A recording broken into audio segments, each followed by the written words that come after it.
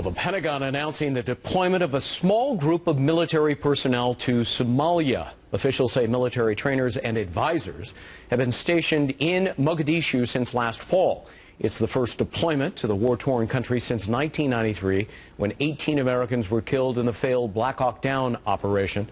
Mark Dubowitz joins us now. He's the executive director of the Foundation for Defense of Democracies. Mark, good to see you. You know, America does have a long history of sending military advisors to various dangerous parts of the world. It doesn't mean it's going to end up like Vietnam. Famously, you know, military advisors were sent by Eisenhower, escalated by Kennedy, and then, of course, the Vietnam War followed. So what do you make of this latest move, especially given the reticence of this president to deploy any kind of military personnel anywhere? Well, Greg, we've actually had military advisors in Somalia in 2006 who were assisting the Ethiopian troops who invaded Somalia to go after Al-Shabaab, the Al-Qaeda group there.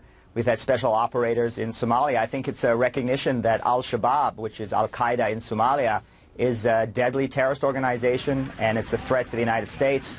It's a commitment to actually continue to fight Al-Qaeda on a global scale. Yeah, but it's not just Somalia. You've got, you know, Yemen, Nigeria, Tunisia, the Sinai. I mean, are we going to be sending military advisors, and indeed more than that, to those locations? Greg, the harsh reality is that 2013 was a successful year for two of America's most deadly jihadist enemies, the Al-Qaeda and the Iranian regime. And the reality is, as you see in Somalia, you see in Iraq, you see around the region, as you point out, that Al-Qaeda is on the ascent. The Iranian regime is emerging victorious across the Middle East and Syria and elsewhere. And so this is a long war that is far from over, and unfortunately there is a serious vacuum in the Middle East as American power wanes. Is it your sense the Obama administration has not put together a coherent strategy to defeat jihadism?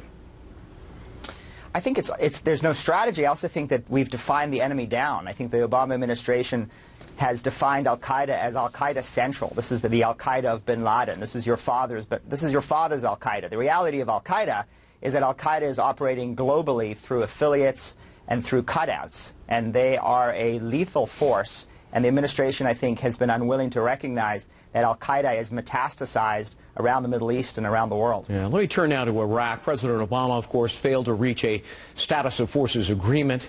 His critics say he didn't even try, and as a result, all American troops were pulled out.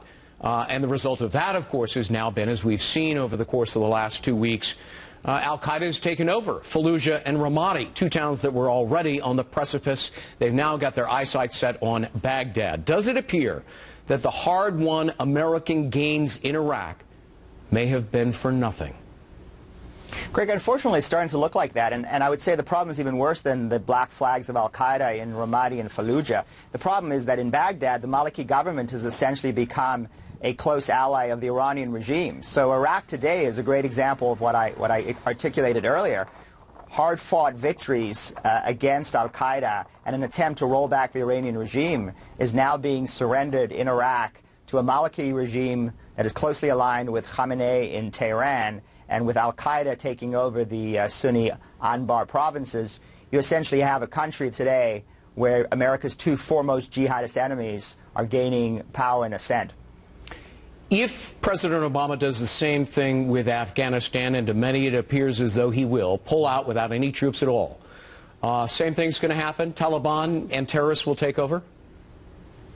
Well, I think that is a significant risk. You know, the death of Ariel Sharon today, I think, is a good reminder that if you've got the will and you've got the commitment, as Sharon did, you can defeat terrorism. I mean, Sharon defeated Palestinian terrorism in 2002, 2003, when he went back into the West Bank, and he refused to allow Israeli will to flag. He refused to allow Palestinian terrorism to destroy his society. I think the Middle East has judged our will, and it's found it wanting. Mark Dubowitz, it's always good to talk to you. Thank you so much for being with us. Thanks, Greg. Thanks for